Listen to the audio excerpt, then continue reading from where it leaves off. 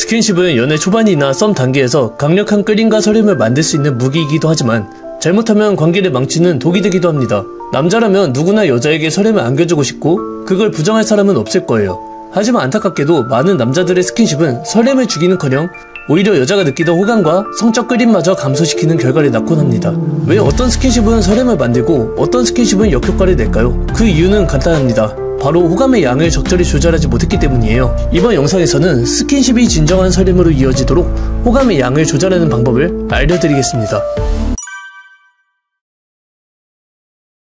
스킨십이 설렘으로 이어지기 위해서는 몇 가지 중요한 원칙을 지켜야 합니다. 그중 가장 중요한 것이 바로 호감의 적정량과 타이밍인데요.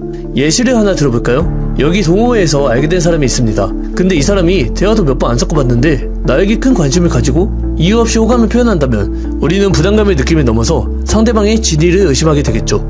이처럼 관계가 충분히 무르익지 않은 상태에서 호감을 남발하면 그 호감의 가치는 급격히 떨어지게 되는 겁니다. 마치 초인플레이션을 겪은 베네수엘라의 화폐를 아무리 많이 준다 해도 별로 달갑지 않은 것처럼요. 그렇다면 스킨십이 진정한 설렘으로 이어지려면 어떻게 해야 될까요? 사실 연애에서 설렘을 만들어내는 핵심은 희소성과 예측 불가능성이라는 두 가지 원리에 달려있어요. 먼저 우리가 명품이나 한정판 제품에 끌리는 이유를 떠올려볼까요? 흔하지 않기 때문에 쉽게 얻을 수 없는 희소성이 가치를 부여하죠.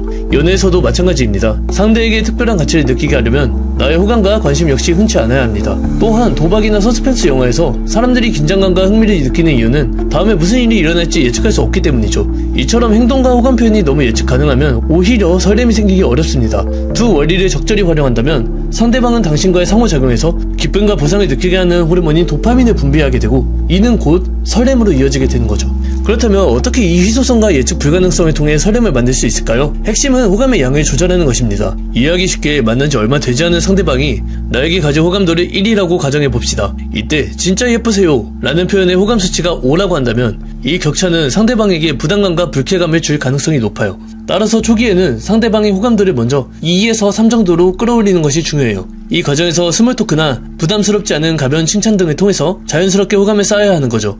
일 끝나고 바로 오신 거예요? 소개팅으로 만난 적이 있어요? 아, 근데 귀걸이가 독특하네요. 이뻐요. 여자의 호감도와 내가 표현하는 호감 수치의 격차가 있다면 이를 비언어적 요소로 중화시키는 것이 필요합니다. 예를 들어 느끼한 표정으로 와 정말 예쁘세요 라고 말을 한다면 부담스럽게 느껴질 수 있겠지만 덤덤하고 자연스러운 표정으로 근데 진짜 예쁘시네요 라고 말하면 그 부담이 줄어들게 되는 거죠. 또 비언어적 요소를 활용한다면 예측 불가능성까지 더할 수 있습니다. 예를 들어 상대가 예상하지 못한 타이밍에 가볍게 손을 잡는 것처럼요. 중요한 것은 자연스럽게 행동하면서 상대가 큰 부담을 느끼지 않도록 하는 거예요. 이 비언어적 요소를 잘 활용한다면 호감 수치를 낮추면서 예측 불가능한 타이밍에 상대에게 호감을 표현할 수 있죠. 호감 수치가 같을 때 같은 수치의 호감을 표현하는 것보단 호감 수치가 낮을 때 한 단계 높은 수치의 호감을 표현하는 게 바로 예측 불가능한 타이밍인 거예요. 조금 복잡하죠? 더 쉬운 이해를 위해서 스킨십을 예시로 들어보겠습니다. 1차에서 애프터를 무난하게 잘 진행하셨다면 상대의 호감 수치는 5 정도로 올라왔을 거예요. 만약 스킨십에 필요한 호감 수치를 7로 생각한다면 2차로 자리를 옮기거나 혹은 화장실을 이동하는 동안 여자는 상대와 스킨십을 할 거라고는 예상을 못하고 있겠죠. 이때 여자에게 무작정 손을 잡자고 호감 수치 7의 스킨십을 제안한다면 여자는 거부하거나 손을 잡더라도 부담을 느낄 수가 있는 겁니다. 이럴 때는 2차로 이동하면서 추운데 손잡고 걸을까? 라고 제안을 하는 거예요. 이때 덤덤한 표정으로 손을 내미는 비언어적 요소를 추가해 스킨십에 대한 부담을 중화시켜주는 거죠. 만약 상대의 호감 수치가 5 정도라면 상대는 남자가 건넨 중화된 손잡기 스킨십을 거부하지 않게 되는 거예요. 그리고 손을 잡고 나서는 약간의 침묵을 통해 긴장감을 유도합시다. 이때 손가락으로 상대의 손등을 가볍게 스쳐주며 이성적인 떨림을 느끼게 할 수도 있죠.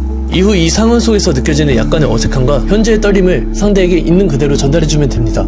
아, 너랑 이렇게 손잡으니까 되게 떨리네? 너랑 손잡아서 좋은데 막상 잡으니까 기분이 되게 이상하다. 이렇게 호감도보다 높은 호감 수치의 스킨십에 여자는 1차로 당황하고 이어지는 남자의 침묵에 어색함과 동시에 긴장감을 느끼게 되는 거죠. 그리고 우리는 그걸 설렘이라고 부릅니다. 지금까지 설명을 들으셨다면 우리는 소로지옥에서 이시안이 왜 장태호보다 김정수에게 끌림을 느꼈던 것인지 명확히 알 수 있을 겁니다. 장태호는 만남 초반부터 호감을 남용하여 호감의 진정성과 가치가 낮아졌습니다. 반면 김정수는 호감의 양을 정확하게 조절하여 이시안에게 다가갔죠. 둘의 호감의 가치에 차이가 있었기 때문에 이시안은 김정수를 선택할 수밖에 없었던 거죠. 물론 장태호가 호감을 남용한 후에 보여준 진정성은 캠프파이어 부분에서 부각되긴 했습니다. 하지만 그럼에도 불구하고 처음부터 호감의 양을 잘 조절했다면 세 사람의 양상은 현재와 많이 달라졌을 거라고 생각합니다. 설렘은 단순히 스킨십의 행위 자체에서 나오는 것이 아니라 그 안에 담긴 심리적 긴장감과 가치에서 나오죠. 희소성과 예측 불가능성을 적절히 활용하며 상대의 호감 수준에 맞춘 호감 표현을 할 때 비로소 스킨십은 설렘으로 이어질 수 있는 거예요. 여러분들도 스킨십뿐 아니라 연애 전반에서도 이러한 원리들을 이해하고 적용하여 상대방에게 특별한 존재로 자리잡는 남자가 되시길 기원하면서 영상 유익하셨다면 구독과 좋아요 부탁드립니다.